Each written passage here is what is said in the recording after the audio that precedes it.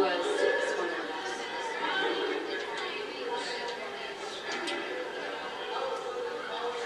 Okay. About estimated, what was the cost of adoption? I'll let him answer that. We did an international adoption, so it was a little bit, and Russia is a little more expensive than most. So after all was said and done, all the trips, 3 trips to Russia, about $50,000.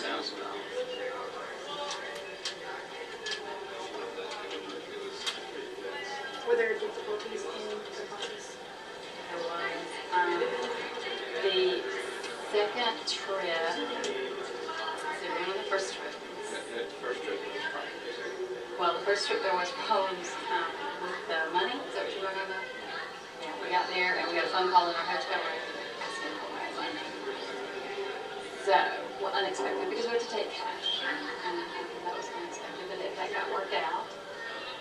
So, we had to pay them more money, but it got worked out. but not right then. Right. So we worked it out. And they worked it out through our agency, which was great. So the Russian authorities were the lady that was working for them. They worked it out with Stephanie. So, and then, but there was the biggest complication. His nose got involved and he wanted to try doing that. So that slowed it.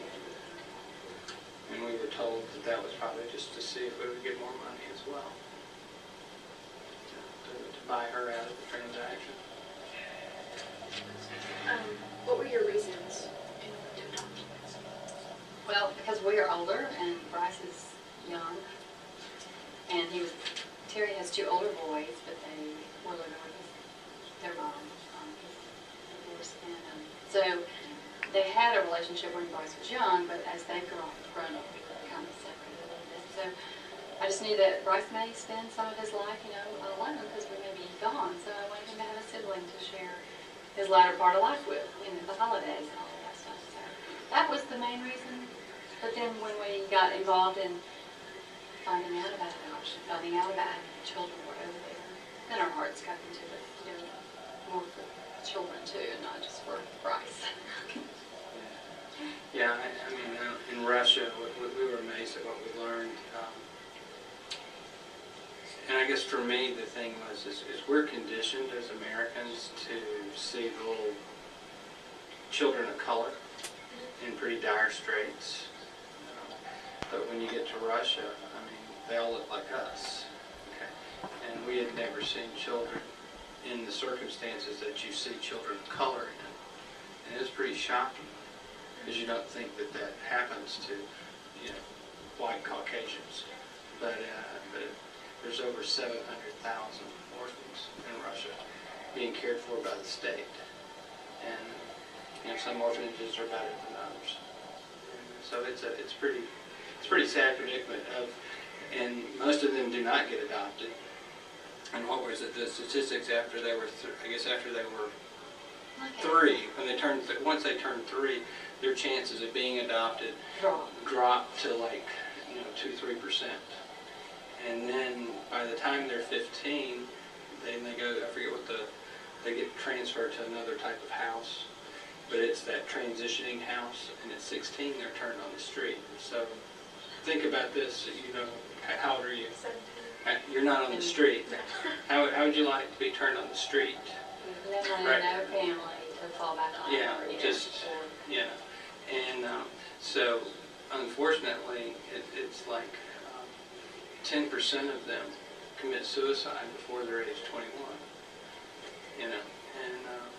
And almost it was like 90% of them fall into prostitution, drugs. Just to make a living, just to try to get by. By the time they're age 21, it's just unbelievable. What you find out. Once you start checking into it, it's like, how can we not do something? What type of adoption? Just, I guess what was it, closed?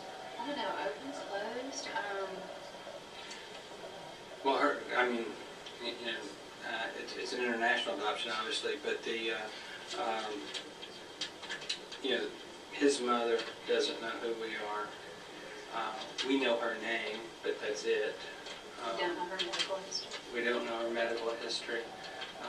We know that Kirill had an older brother who, at the time we adopted anyway, was living with his grandmother in the country of Georgia, but where and what their names are, we don't know.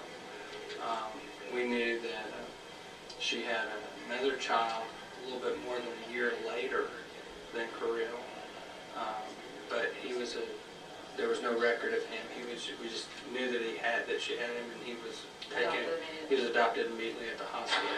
So we don't know by whom or anything like So that. I guess I'm just I don't know what the options are, actually. I should know what it was called. It's just a Yeah, so if that's, closed record. international. yeah, yeah. Would you recommend that more people turn to adopted children? Yeah, and younger. They don't need to wait to be as old as we were. I mean, if we had understood what we understand now, when we were 25, 26, we'd have a tribe. Just because children, you don't choose your parents. They don't ask for their circumstances. And they don't ask for those They deserve circumstances. it. So, And they excel. You should see them. I mean, Kirill's not the only one. We have some other friends that have adopted too. They're those from Kazakhstan, and they have excelled. I mean, they're reading. They're gifted. If just given the chance. yeah, they're definitely. We've seen it with Kirill, and he's gotten a lot better, but they're much more determined. The orphanages are truly survival of the fittest. So, and it really is like a wolf pack. There's a wolf pack. There's an alpha male. But believe it or not, in the orphanages, that's the way they operate.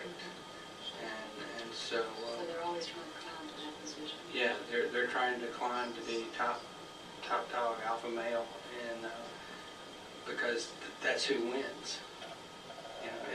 It's all about survival, and it took at least a year before we were able to get Kirill somewhat out of that mode, because Everything's still a competition. yeah, everything's still a competition to Kirill. You're going to get fastest too. Everything's competition, but that's just a lot of children like periods. But it comes from that survival thing. I mean, if you're weak, I mean, Kirill still to this day really won't cry when he's hurt, because that's a sign of weakness, and you can't allow that to happen in an orphanage. But yes, we were.